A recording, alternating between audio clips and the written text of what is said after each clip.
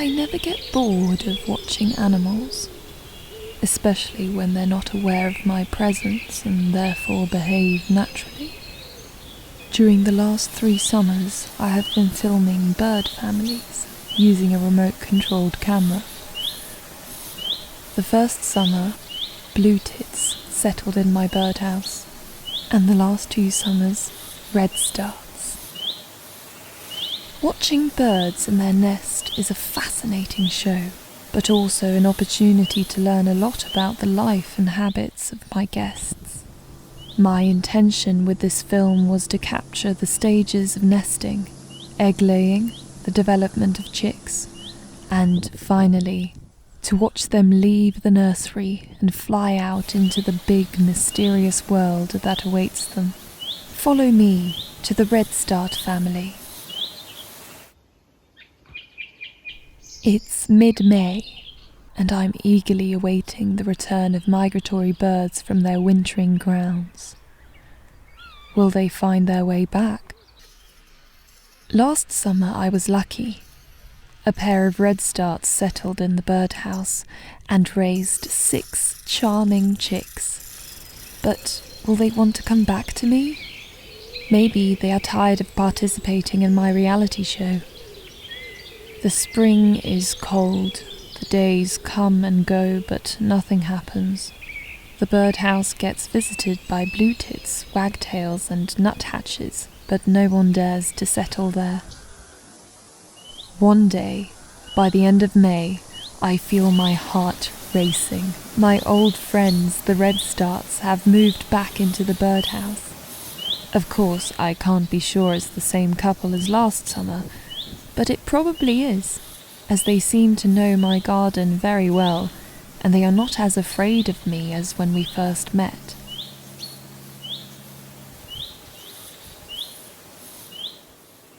It's the 29th of May. I'm checking the nest, and there it is, a clutch of 9 bluish eggs.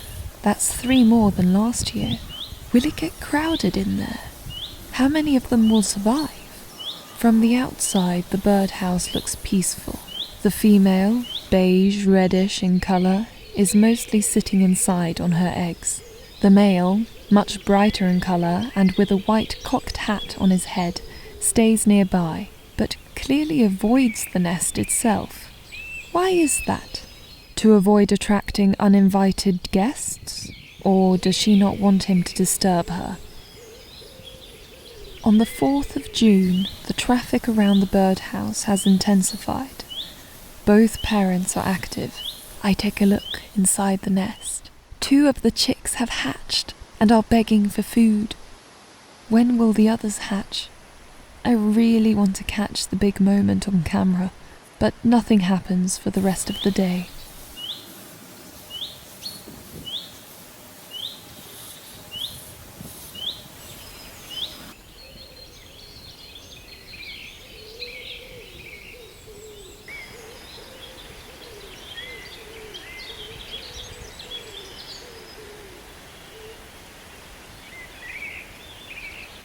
And how do you expect them to swallow something that big?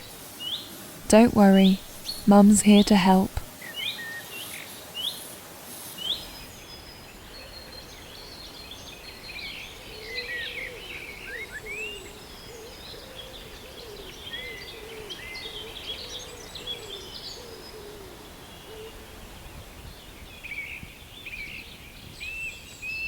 What goes in must come out.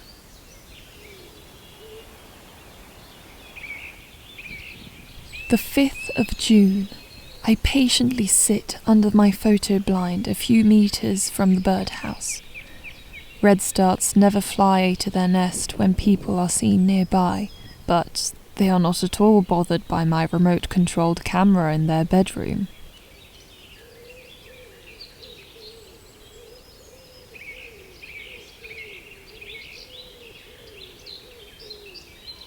The female tugs at her chicks rather roughly, like a midwife spanking a newborn. Come on, come on.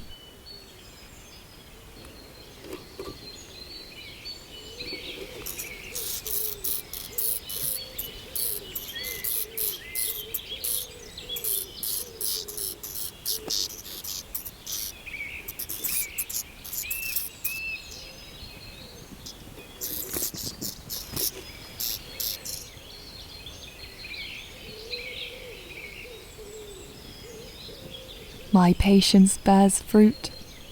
There it is, the amazing moment of new life. The shells are taken away from the nest, but first she eats the nutritious parts. I wonder when a newborn chick gets its first meal. Well, it took less than 2 minutes after birth for this one to swallow its first insect.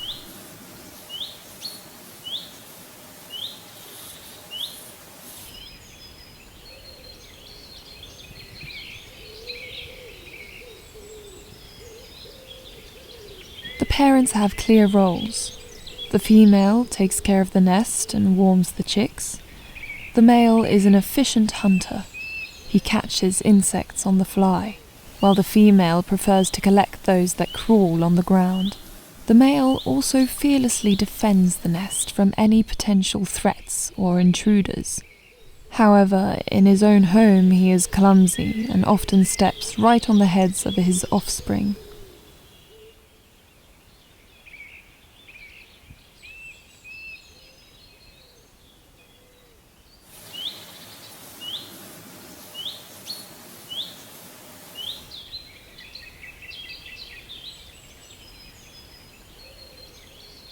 Newborn chicks are very weak and barely able to move, with one exception. When food is served, there is no lack of enthusiasm. The 6th of June. There is one lonely egg left in the nest. The female encourages the egg to hatch by pushing it and turning it over, but in vain. The chicks were born over the course of 3 days, the 4th, 5th, and 6th of June.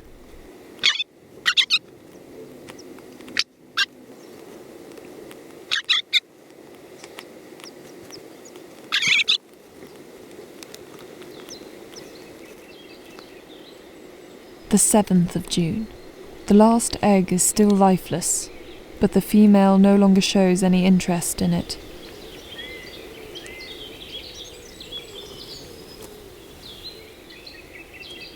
The 8th of June. The firstborns are 4 days old. Their eyes start to open, but they can't see anything yet.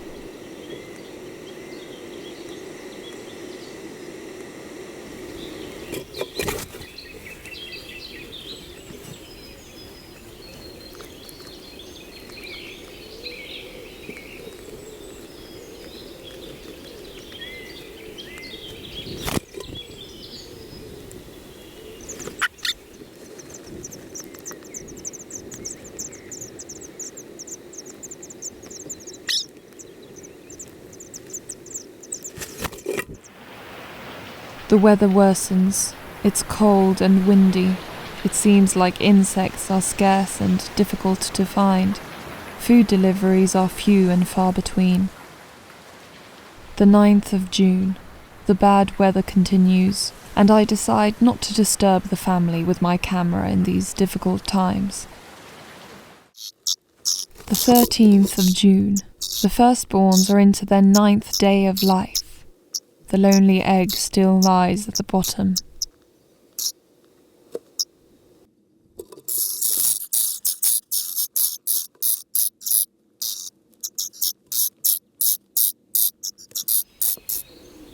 The 15th of June, day 11. The chicks are developing well, which is surprising given the overcrowded conditions. The summer before last I watched a family of blue tits. 11 chicks hatched, but only 4 survived. There was a fierce struggle for survival in the nest. Those who opened their mouths wider got more food. The weaker ones simply didn't have a chance.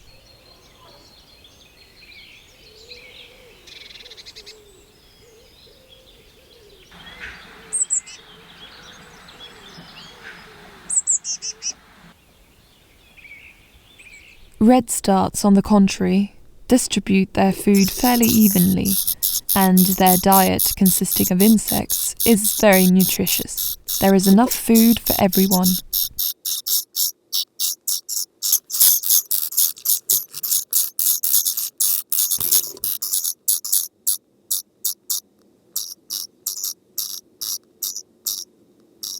The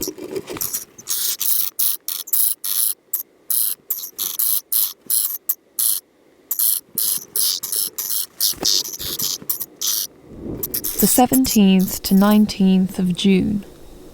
Last summer I failed to catch the moment when the chicks flew out of the nest. Wikipedia says that the redstart chicks fly out on the 12th to 15th day, i.e. somewhere between the 16th and 21st of June. I sit in the shelter for several hours a day, but no luck this year either. Redstarts are too smart. They know perfectly well if someone is watching them.